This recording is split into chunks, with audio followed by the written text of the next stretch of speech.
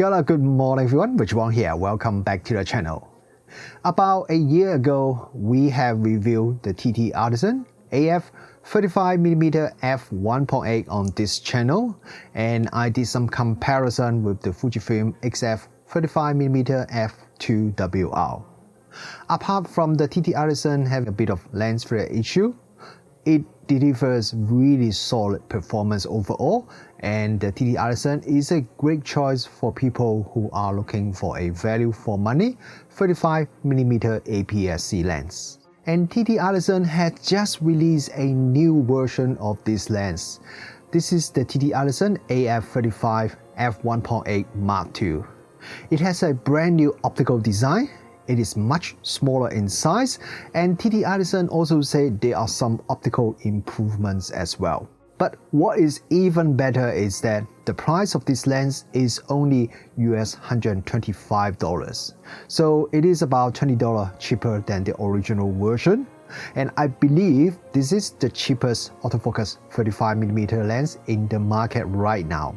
So today we are going to have a look at this Mark II lens, and I'll be comparing it with the original version and see what are the improvements and whether there are any trade-off compared to the original version. And before we start the review, I want to let you know the lens I used for this review was provided to me by TTArtisan.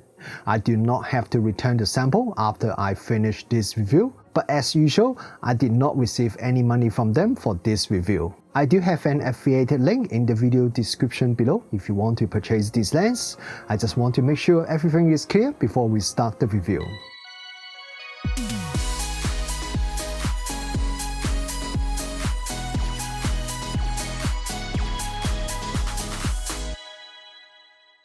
Okay, let's start with what you guys are most interested in, and that is the image sharpness.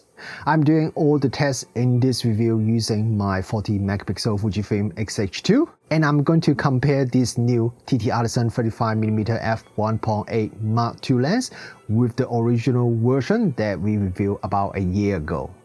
And we'll look at the center sharpness first. At f1.8, the original version is not bad and pretty sharp, but the new Mark II version is sharper, and also it has better contrast.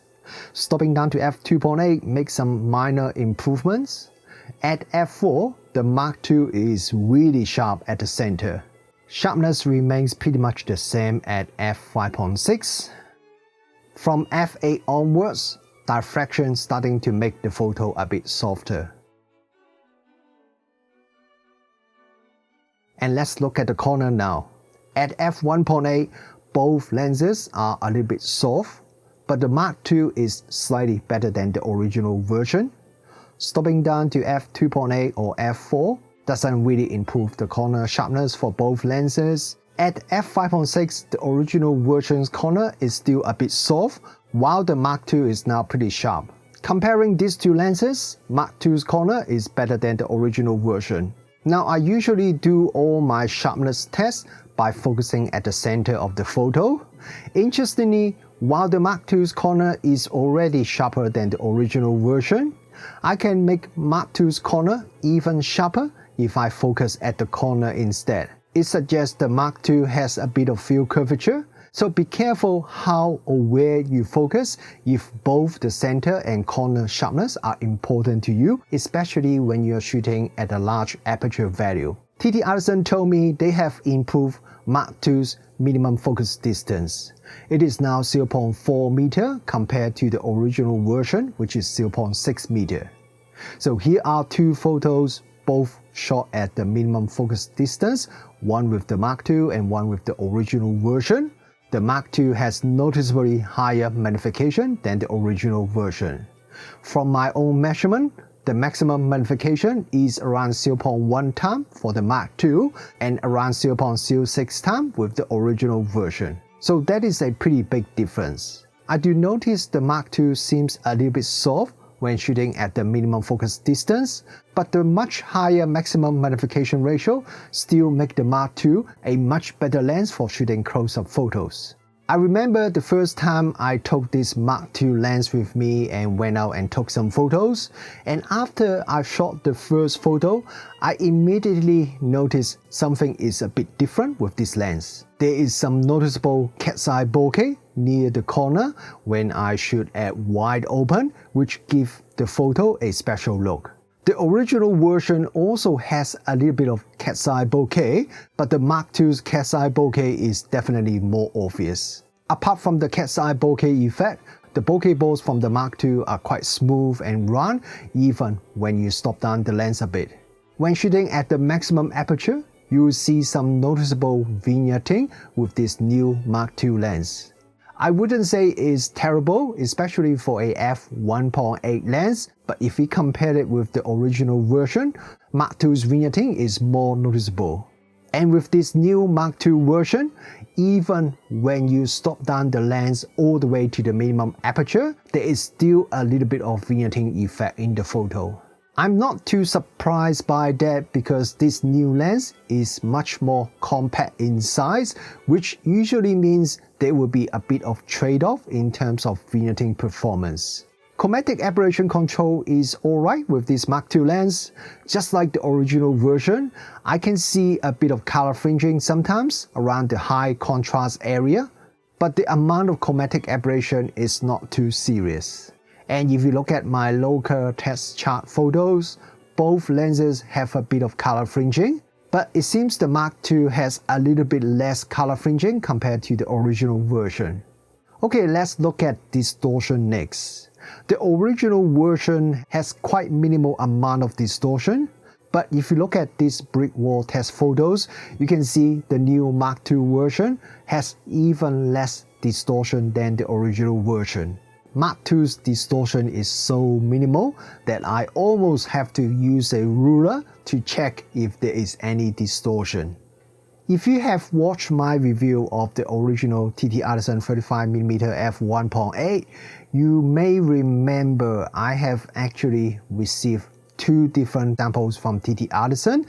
While neither of the sample was perfect in terms of lens flare performance, the second sample I received definitely has better lens flare control compared to the first sample that I received. And this time, I'm happy to report the Mark II version has better lens flare performance than the original version once again. While it's still not perfect and I still got a bit of ghosting, I no longer see those weird looking circle-shaped rainbow color lens flare, and Mark II's contrast remains very good even when I shoot into a strong light source. If you want to have Sunstars in your photos, you need to stop down the lens to at least f5.6, then you can start to see a bit of Sunstars. The Sunstars becomes much sharper from f8, and comparing these two lenses, I like the Sunstars from the Mark II more as the tails are sharper and doesn't have those split double tail Sunstars. When I do my usual 1 meter to 20 meter focus briefing test, the Mark II shows some noticeable focus briefing. And the amount of focus briefing seems to be a little bit more than the original version. TTArtisan hasn't really told me much about the autofocus motor using this Mark II lens. When I take photos, autofocus speed is quite fast. Autofocus operation is not completely quiet, so you may hear a little bit of autofocus noise if you are shooting at a very quiet indoor place. But if you are shooting outdoor, then you probably wouldn't hear any autofocus noise at all. Phase eye detection works well as expected. When shooting video, continuous autofocus works pretty well. Autofocus is responsive. Transition when following the target is reasonably smooth with the Fujifilm X-H2 running firmware 5.1. There's only some minor stepping I notice occasionally, but to be honest, I'm not too sure if that is caused by the lens or is the camera. So overall, for a budget lens, the autofocus performance is really not bad. As I've mentioned at the beginning, one of the biggest changes of this new Mark II version is the compact size. The original version isn't a big lens, but this new version is noticeably smaller and shorter. The official figure shows the new Mark II version is about 16mm or about 25% shorter than the original version.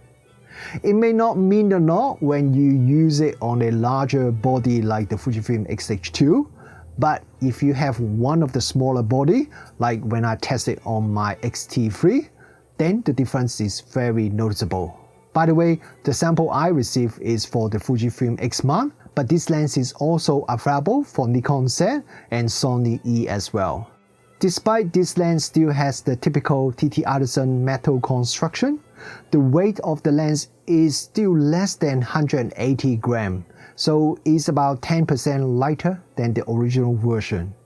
But the original version wasn't heavy anyways, so the difference doesn't really make much difference when using in real world. Interestingly, this new Mark II version's weight is only a few grams heavier than the new Viltrox 35mm f1.7, but the TTArtisan feels a lot more solid with its metal construction compared to the Viltrox, which feels a lot more plasticky. The lens design is pretty much the standard TTArtisan autofocus lens design. If I put the Mark II version next to the original version, if we ignore the top half, the two lenses look pretty much exactly the same, maybe apart from some small difference in the fonts. The Mark II lens also doesn't have any aperture range, which I think some of the Fuji users would complain. There also isn't any switches or buttons on the lens, which is kind of expected for a budget lens. Apart from the size, one main difference between the Mark II and the original version is the lens hood design. The original version's lens hood has a rectangle shape cutout at the front, and I love that design. The new Mark II version has a more common petal lens hood. I don't know which one is better in terms of lens flare resistance. In terms of style, I definitely prefer the original version more. But the new version is more practical as it's reversible, and you can easily install the lens cap or filter when the lens hood is installed.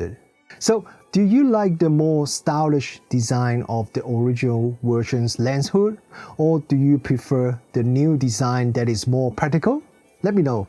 This lens is not a weatherproof lens, and it also doesn't have any rubber seal on the lens mount. And just like the other autofocus TTArtisan lens, the rear lens cap is also a USB dock for firmware update. Firmware update is very easy, however it does require a Windows computer. So it can be a bit of a problem for some of you Mac users that don't have access to a Windows computer. $125 for an autofocus lens with full metal build quality, and also comes with a USB dock for firmware update. It's really hard to complain even if the image quality is not good. But this Mark II version's image quality is not bad at all. Comparing to the original version, there are improvements in image sharpness, distortion seems a bit better, Sunstars are sharper, lens flare is much improved, and the maximum magnification is also a lot higher. But on the negative side, there is a bit more vignetting, and focus breathing appears to be slightly more noticeable. But since this Mark II version is not only smaller but also cheaper, so overall I would say this new version is a good improvement compared to the original version. Now, what about if you already have the original version? Is it worth upgrading to the new version? Well, upgrading would cost a lot of money, and quite often the benefit is quite minimal. But this time, I say the Mark II versions improve lens flare performance and also the better close-up shooting performance together already make it a better and more versatile lens than the original version. And there are also many other benefits like the smaller size, which is also great, especially if you want to carry around your camera with you all the time. I think the only thing that you need to ask yourself is, do you like the cat's eye bokeh? If you are like me and love the cat's eye bokeh, then this new Mark II version will be a really nice little lens that is also great value for money.